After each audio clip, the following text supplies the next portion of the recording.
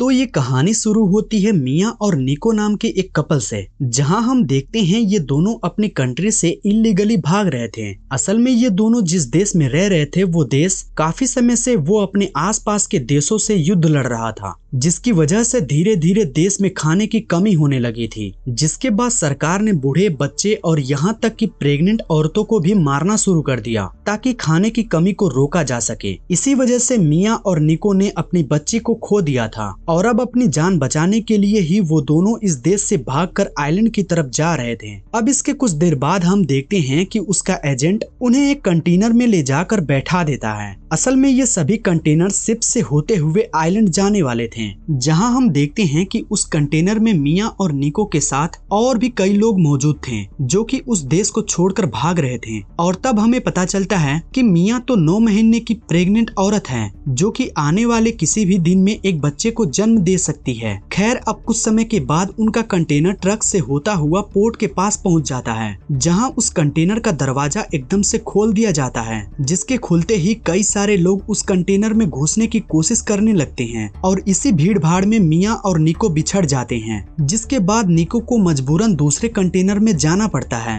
अब इस घटना के बाद मियाँ बहुत डर जाती है और उस कंटेनर के बंद होने के तुरंत बाद वो निको को कॉल करती है, जहाँ निको उसे हौसला देता है कि वो हिम्मत न हारे, क्योंकि एक बार शिप पर पहुंचते ही वो उसके पास चला आएगा। निको के इस दिलासे से कहीं जाकर मियाँ कुछ शांत होती है। इसके कुछ समय बाद मियाँ का कंटेनर पोर्ट पर पहुंचता है, जहां से उनका शिप चलने वाला था, लेकिन इससे पहले उन्हें चेक पॉइंट से गुजरना था, जहां पुलिस उस कंटेनर की तलाशी लेने वाली थी। अब जैसे ही एक पुलिस ऑफिसर उस कंटेनर को खोलकर देखता है तो उसे वहां कोई दिखाई नहीं देता है। असल में उस कंटेनर के अंदर एक सीक्रेट कंपार्टमेंट था, जहां वो सारे लोग छुपे हुए थे, लेकिन वो पुलिस ऑफिसर भी बहुत चालाक था और उसे पता था कि वो लोग उस सीक्रेट कंपार्टमेंट में छुपे हुए हैं। इसलिए वो उन लोगों को खुद से बाहर आने की धमकी देता है, नहीं तो वो उन्हें गोली मार देने वाला था। और तभी डर के मारे एक औरत उस सीक्रेट कंपार्टमेंट से बाहर आ जाती है, लेकिन इससे पहले कि वो औरत उस कंपार्टमेंट से बाहर आती, मियाँ वहाँ रखे 2 बड़े बड़े बॉक्सेस के ऊपर चढ़ चुकी थी, जिससे नीचे खड़े लोग उसे देख ना पाए। लेकिन उस पुलिस ऑफिसर ने उस कंपार्टमेंट के खुलते ही वहाँ खड़े सभी लोग, चाहे बूढ़े हो या बच्चे, सबको एक एक करके गोलियों से मार दिया। जिसके बाद उन पुलिस वालों ने एक एक करके उन सभी लोगों की लाशें उस कंटेनर से निकालकर बाहर फेंक दिया, लेकिन मियाँ अब भी उन बॉक्सेस के ऊपर सुरक्षित थे। अब कुछ देर बाद सभी पुलिस वाले उस कंटेनर से निकलकर उसे बंद कर देते हैं। अब मियाँ अब भी डरी सहमी उस कंटेनर में बैठी थी। अब थोड़ी ही देर बाद मियाँ के कंटेनर को शिप पर लोड कर दिया जाता है और मियाँ की शिप आइलैंड की तरफ निकल पड़ती है, जहाँ उस कंटेनर में बैठी बैठी मियाँ वहाँ पड़ी कुछ सामान को चेक करती है, जहाँ उसे कुछ खाने का सामान, ड्रिल मशीन और फोन जैसे कुछ चीजें मिलती हैं। अब रात होने के बाद मियाँ को नींद आ जाती है और वो सो जाती है। तभी आधी रात को मियाँ की एकदम से नींद खुलती है, क्योंकि उसका कंटेनर जोर जोर से हिल रहा था और जैसे ही वो एक कंटेनर में बने एक छेद से बाहर देखती है तो उसे पता चलता है कि असल में उसका शिप समुद्र के बीच एक तूफान में फंसा हुआ है। लेकिन ये तूफान देखते ही देखते बड़ा होता जा रहा था। आखिर में वही होता है जिसका डर था, वो पूरा शिप ही पलट जाता है, जिसकी वजह से शिप पर रखे कंटेनर्स एक के बाद एक समुद्र में गिरते जा रहे थे। और जैसे ही मियाँ का कंटेनर पानी में गिरता है तो उसे एक जोर से झटका लगता है, जिसकी वजह से उसके सर पर चोट लगती है और वो वहीं पर बेहोश हो जाती है। अब कुछ देर बाद मियाँ की आंख खुलती है, तभी वो देखती है कि कंटेनर के सभी बॉक्सेस इधर उधर बिखरे पड़े हुए हैं, साथ ही उस कंटेनर में थोड़ा बहुत पानी भी घुस आया है। इसके बाद जब मियाँ उस कंटेनर के छेद से बाहर देखती है तो उसे चारों तरफ सिर्फ समुद्र ही दिखाई देता है। ये सब देखकर मियाँ बहुत डर जाती है और अपना फोन निकालकर अपना पति निको को कॉल करने की कोशिश करती है, लेकिन उसके फोन की स्क्रीन इतनी बुरी तरह से टूट चुकी थी कि उसका फोन काम ही नहीं कर पा रहा था। इतने में मियाँ की नजर उस कंटेनर के नीचे हिस्से वाले पर पड़ती है, जहाँ उसे 2 छेद दिखाई देते हैं, जिनसे लगातार पानी अंदर आता जा रहा था और अगर जल्दी से मियाँ ने उनका कुछ नहीं किया तो उसका कंटेनर डूब जाएगा। इसलिए मियाँ ने एक एक करके उस कंटेनर के सभी बॉक्सेस खोलती जा रही थी, जिनमें किसी में प्लास्टिक बॉक्सेस थे, किसी में कपड़े थे,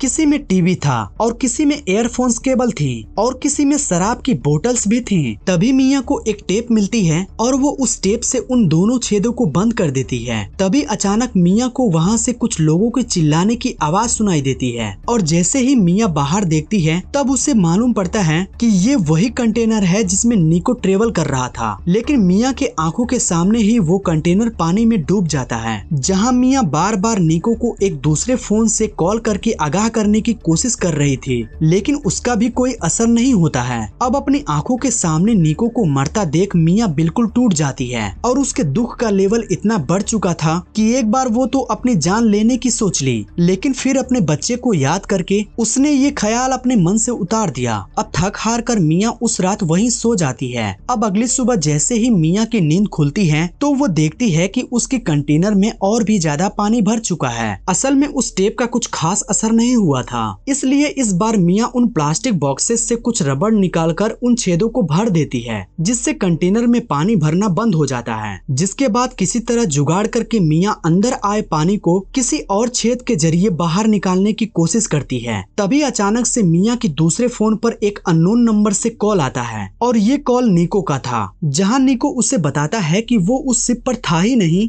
जिस शिप पर मिया की कंटेनर था, और तब कहीं जाकर मिया की जान में जान आती है। जिसके बाद मिया निको को बताती है कि कैसे वो समुद्र के बीचों बीच एक कंटेनर के अंदर बंद है। इसके बाद निको मिया से वादा करता है कि वो उसे बचाने जरूर आएगा। निको को फोन रखते ही मिया के पेट में दर्द होना शुरू हो जाता है, जिसका सीधा मतलब यही था कि मिया अब किसी भी वक्त अपने बच्चे को जन्म देने वाली थी। तभी हम देखते हैं कि समुद्र में आंधी तूफान आना शुरू हो जाता है और उस कंटेनर के अंदर का माहौल भी बिगड़ना शुरू हो जाता है, जहां पूरा कंटेनर तूफान के कारण जोर जोर से हिचकोले खा रहा था और साथ ही उस कंटेनर में पानी भी भरता जा रहा था। और इसी माहौल के बीच मिया की बेटी नोआ पैदा होती है और मिया किसी तरह अकेले ही उस दर्द के साथ साथ अपनी बच्ची को संभालती है। खैर, इसके बाद अगले दिन की सुबह होती है, जहां हम देखते हैं कि नोआ रोना बंद ही नहीं कर रही थी। साथ ही मिया का खाना अब लगभग खत्म हो ही चला था और तभी मिया को ये आइडिया आता है कि क्यों न वो उस ड्रिल मशीन से उस कंटेनर के छत पर एक छेद बना दे ताकि वो उस कंटेनर से बाहर निकल सके। इसके बाद मिया उस कंटेनर में ड्रिल करना शुरू कर देती है, लेकिन आधे रास्ते में मिया की ड्रिल काम करना बंद कर देती है। जिसके बाद मिया एक छोटे चाकू से उस कंटेनर को काटने की कोशिश करती है, लेकिन इतने छोटे चाकू से इतना मोटा लोहा काटते काटते मिया के हाथों में छाले पड़ जाते हैं। लेकिन मिया आखिरकार उस कंटेनर को काटने में कामयाब हो जाती है और जैसे ही मिया उस कंटेनर से बाहर आकर खुले आसमान के नीचे बैठती है तो उसे बहुत अच्छा लगता है, क्योंकि वो कई दिनों के बाद सूरज की किरणों को महसूस कर रही थी। जिसके बाद मिया अपनी बेटी को वहाँ ले आती है, जिसके बाद वो भी रोना बंद कर देती है। तभी समुद्र में मिया को कुछ मछलियाँ दिखाई देती हैं, जिसके बाद मिया उन्हें पकड़ने की कोशिश करती है, लेकिन शुरुआत में वो एक भी मछली नहीं पकड़ पाती। उसी वक्त मिया को आसमान से एक प्लेन आता हुआ दिखाई देता है, जिसके बाद वो टीवी स्क्रीन तोड़कर उसे चमकाने की कोशिश कर रही थी। तभी लोहे के किनारे से उसकी टांग का मांस फट जाता है, जिसके बाद मिया को बहुत ज्यादा दर्द होता है और अब खून को बहने से रोकने के लिए पहले तो मिया शराब से अपने जख्म को साफ करती है और उसके बाद अपने जख्म को सील देती है, जिससे मिया को बहुत ज्यादा दर्द होता है। इसके बाद मिया को एक आइडिया आता है कि क्यों न उन एयरफोन्स के केबल से एक जाल बना ले उन मछलियाँ को पकड़ने के लिए, और मिया बिल्कुल ऐसा ही करती है। और ऐसे करते करते मिया को खाने का इंतजाम मछलियों से होता जा रहा था और पीने का इंतजाम बारिश के पानी को जमा करके मिया कर ले रही थी। साथ ही नोवा दूध के सहारे आगे बढ़ रही थी।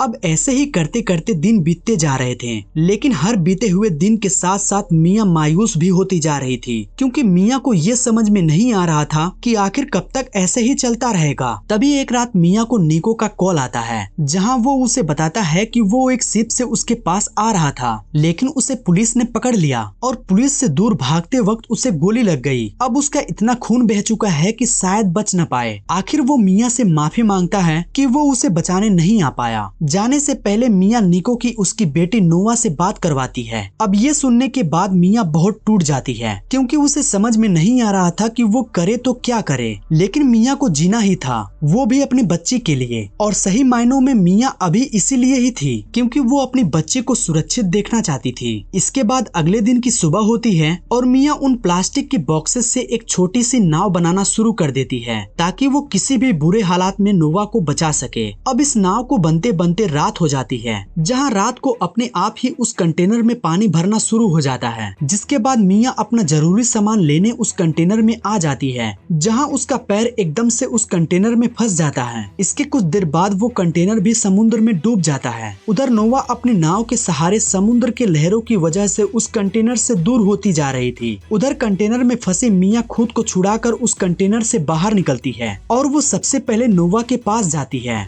जहाँ वो देखती है कि उसकी बच्ची तो ठीक है ना। अब ऐसे ही छोटी सी नाव के सहारे तैरते तैरते अगले दिन की सुबह हो जाती है, लेकिन मिया की हालत बिगड़ती जा रही थी और इस तरीके से तो वो ज्यादा समय तक जिंदा नहीं रहने वाली थी। तभी हम देखते हैं वहाँ से मछुआरे गुजरते कुछ छोटी सी नाव को देख लेते हैं, जिसके बाद वो मिया और उसकी बच्ची को उस विशाल समुद्र से बाहर निकालते हैं। और जैसे ही मिया को होश आता है तो वो सबसे पहले अपनी बच्ची की खबर लेती है, जहाँ वो देखती है कि वो आखिरकार आइलैंड पहुँच चुकी है, क्योंकि वो मछुआरे आइलैंड के ही रहने वाले थे। और इस तरीके से लगभग 1 महीनों से अपनी हालातों से लड़ते हुए न सिर्फ मिया ने खुद की जान बचाई बल्कि अपनी बेटी की भी। तो ये थी नोवेयर की फिल्म की सारी कहानी। आपको ये कहानी कैसी लगी हमें कमेंट में जरूर बताइएगा।